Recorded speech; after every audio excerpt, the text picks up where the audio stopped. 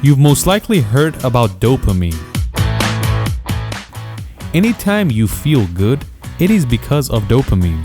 Anytime you're hanging out with friends, you hear a joke, during sexual acts, and when you're eating good food, the satisfied feeling you feel is because of dopamine. Dopamine has another name. They call it the feel-good hormone.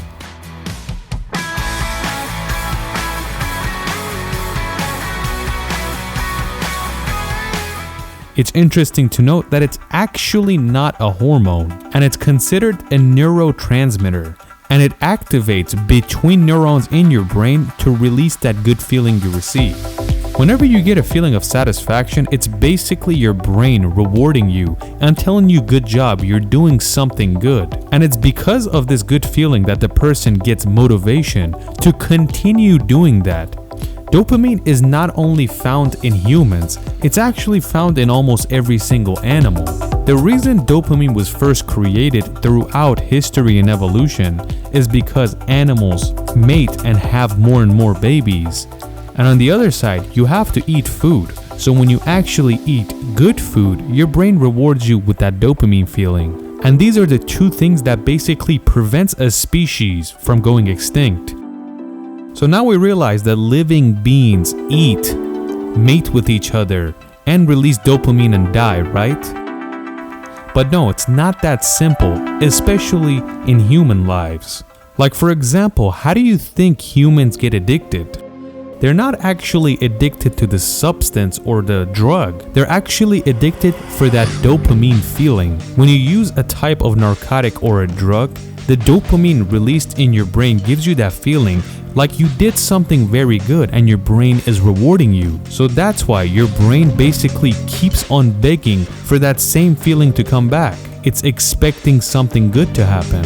So the person goes back to that very addictive drug and tries it once again just to feel that dopamine rush again. It is true that there's a lot of addictions, but every single one of them begin like this. It could be addiction to drugs, addiction to video games, gambling, pornography, and even addicted to work. In every single one of these situations, a lot of dopamine is being released, and that person wants to reach that high one more time. At first, you try to go for that dopamine rush, but slowly that all burns away.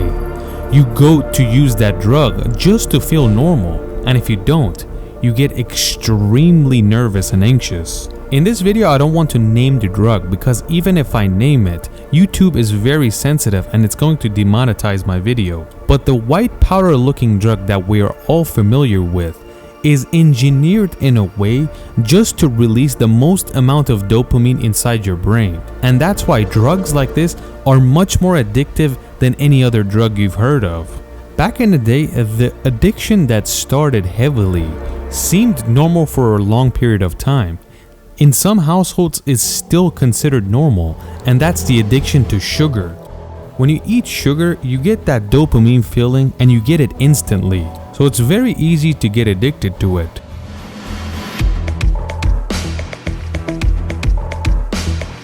Don't underestimate the power of sugar because it could easily cause a lot of sicknesses, including diabetes.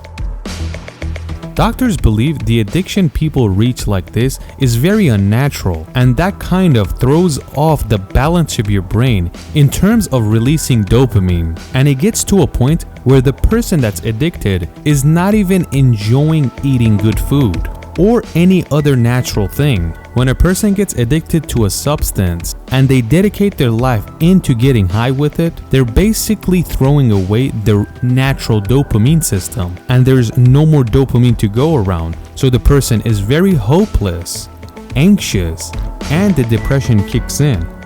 In simple terms, if you get addicted to anything, you're gonna burn the sensors that create the dopamine in the first place. This is exactly when true depression kicks in.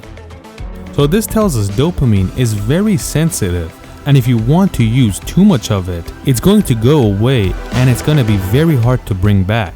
Very natural things are supposed to give you a dopamine rush. When you're laughing, smiling, hanging out with friends, working out. Do you guys know Anthony Bourdain? a very famous chef that would go all around the world, stay at the finest hotels, and eat the best foods in those countries. Right there, what's it called? Tarek? Is that? Tariq. Exactly. Oh, lovely. Let's see. Unfortunately, Bourdain was addicted to many things. He was an alcoholic and he was addicted to different types of medications, and this caused his dopamine receptors to be burnt out. So that means nothing is going to satisfy him, and that's why he was suffering from depression for a long time.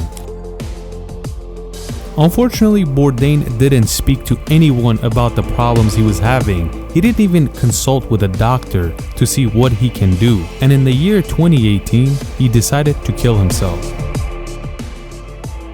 Of course, depression doesn't only affect people that have no money. Anthony Bourdain was a multi-millionaire. He could stay in the greatest hotel, eat the best food. But when you don't have passion for anything, it doesn't even matter anymore. If anyone is in this situation, there is always hope though. It's very important to talk to someone about the problems, with your family member, with a friend, or even a therapist, because just talking about it could release a lot of that pressure that you're holding back. And if you have a friend that wants to talk to you, it's very important that you actually sit down and have a talk and listen to them. Sometimes they are hiding something you may not know, and you don't want to act when it's too late. But let's see how you can fix it in the doctor's sense. Doctors believe that you shouldn't do things that give you dopamine very easily and very quickly. This is drugs aside, we're just talking about normal types of addictions that give you dopamine very easily. Like eating junk food. Not only is it giving you an addiction, it's also giving you a lot of dopamine quickly and easily. This is the same for many different things. Video games for a good example. And one of the worst and newest addictions that we've been seeing online is addiction to pornography. If you look around the world, a lot of people are actually suffering because of addiction to normal things. Normal everyday life things like junk food, video games, or many other things that seem normal. Just like we said, anything that comes to you easy and gives you a dopamine rush, it's not good for you. Try things that you need to work hard to reach that dopamine level. A very easy example I could give you is that a lot of people cannot do 20 push-ups. You should push yourself until you can eventually do the 20 push-ups, and when you actually reach that goal, that dopamine rush is going to be great. And you didn't receive that rush easily. You worked very hard for it. You might know some people that have to work out every day, and if they don't, they actually get very sad. This is an addiction in itself, but it's somewhat of a positive addiction because in return, it's going to make you healthier and build your body better. We're not saying to go run 10 miles and hurt your feet and knees. We're just saying that you should take it lightly, but enjoy it while you do it.